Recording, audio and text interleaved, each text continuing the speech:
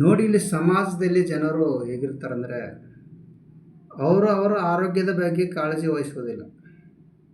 ಸರಿ ಕುಡಿದರೆ ಶರೀರ ಹಾಳಾಗುತ್ತದೆ ಅಂತ ಎಲ್ಲರಿಗೂ ಗೊತ್ತು. ಬೀಡಿ, ಸಿಗರೇಟ್, ಗುಟ್ಕಾ, ತಂಬಾಕು ಇವುಗಳಿಂದ ಕಾಯಿಲೆಗಳು ಬರ್ತವೆ ಅಂತ ಗೊತ್ತು. ಆದರೂ ಜನ ಸೇವಿಸುತ್ತಾರೆ. ಇವುಗಳಿಂದ ಲಾಭವೇನಿದೆ? ಯಾಕೆ ಇವುಗಳ ಸಲುವಾಗಿ ಹಣ ವೇಸ್ಟ್ ಮಾಡಬೇಕು? ಎಷ್ಟೋ ಜನರು ದಿನದಲ್ಲಿ ಇದರ ಸಲುವಾಗಿ ಕನಿಷ್ಠ 200ರಿಂದ 500ವರೆಗೆ ಖರ್ಚು ಮಾಡುತ್ತಾರೆ.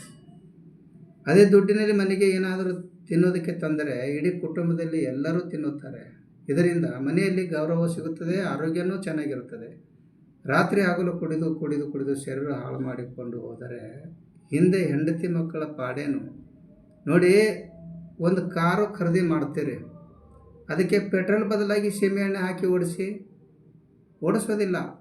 ಕಾರಣ ಇಂಜನ್ ಹಾಳಾಗ್ತದೆ ಅಂತ.